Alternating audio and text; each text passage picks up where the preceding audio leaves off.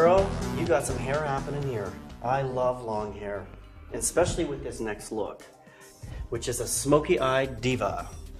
Welcome, Alicia. How you doing? Good. That's good.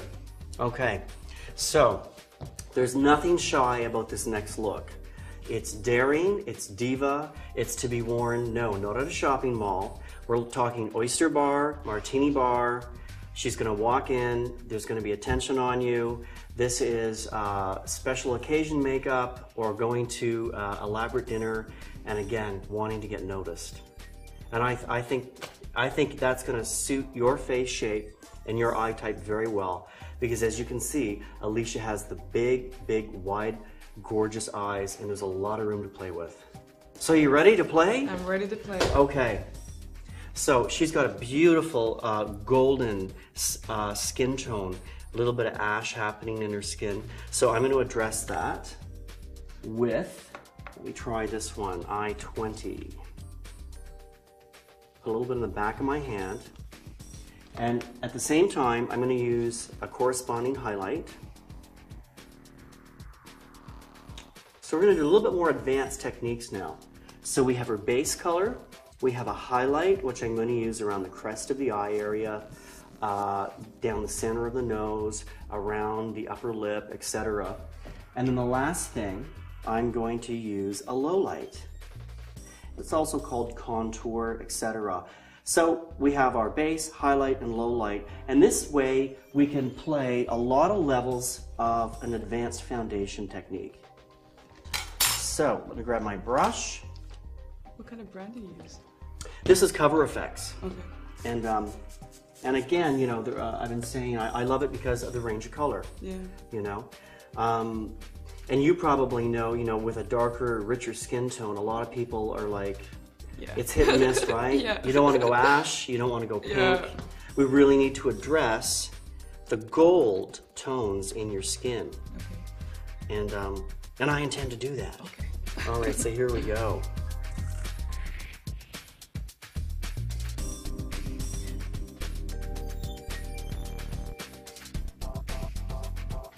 So again, I like to take a little bit of the warmer shade and start it at Alicia's cheekbones.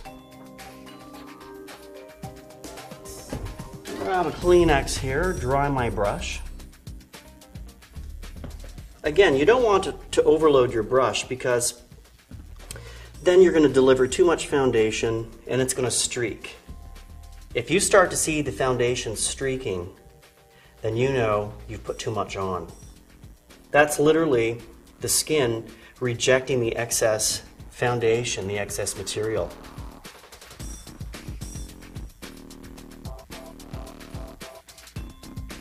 And moving right along. Again, you know, only putting foundation where I think I need to put it. Her forehead is flawless, so you're not going to get a lot there. Okay, a little bit down the sides of the nose. So you don't fill out the whole face. No, none of this ear-to-ear stuff, Yeah. right? We want you to look like you're not wearing any foundation. I always say, if you can see the foundation, you blew it. Oh, really? Mm-hmm. Okay.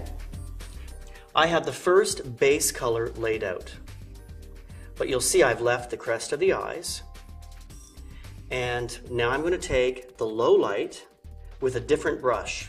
This is important not to contaminate your brushes. I have one for foundation, one for low light, and one for highlight. And I'm just going to have Alicia smile, and I'm just going to sculpt these cheekbones, kind of like in a half moon position. And before I blend it, I'll just leave it there so you can see that placement. Turn you around here for a sec. This will offer a nice side profile, again, of this placement. And I'll contour the nose like we do to the divas behind the scenes. So her nose looks perfect. Yeah, and your nose is perfect anyway. Yeah, but because a lot of times I'll contour somebody and they'll say, What? You don't like my noise? No, I love contour because it But just you makes know, it more like it for a just, camera. it does, because one color foundation, yes, it evens up the skin tone, but it makes his face look flat.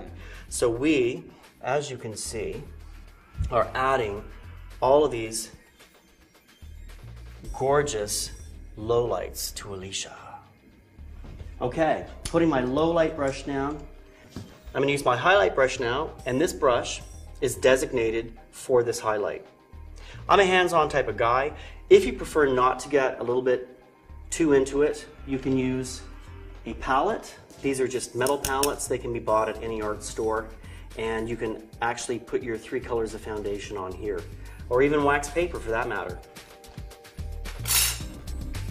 Okay, and I'll just have you close.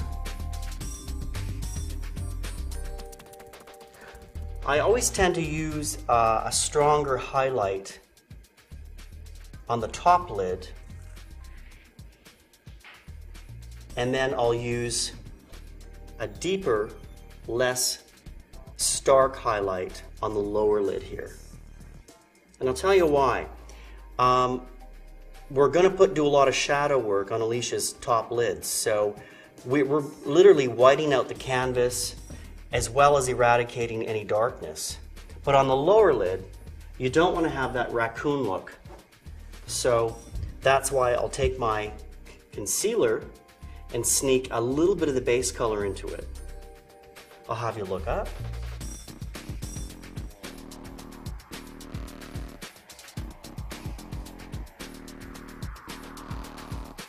Okay, so again, I'm taking a little bit of the highlight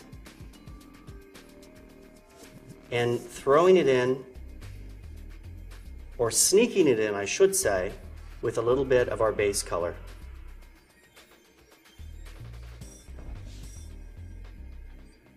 There we go. So before I blend this together, you can see my highlights, my lowlights, and my base color, which matches her décolletage. All right, here we go. Blend, blend, blend. I actually prefer to go back to my brushes and blend with those. So I'll just have you smile a little bit, and you can see when you smile, that apple will help guide you. Don't overblend it, or you'll blend away your work. If you underblend it, it can look dirty and obvious, your shading. So just have to make a conscious effort to go, yeah, that's starting to look really nice, and stop at that point. Back to my concealer brush.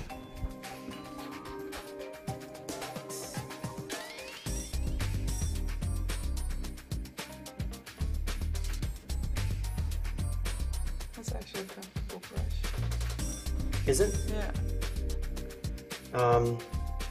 And it's also the way you use it though too, because if you tend to use the tip of the concealer brush, it's going to be not as comfortable as using the whole side area of the brush, and it makes for a faster application as well. So what I'm going to do now is apply a little bit of powder.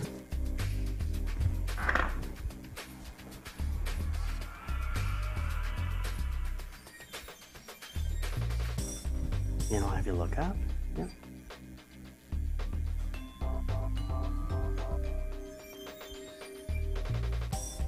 And closing.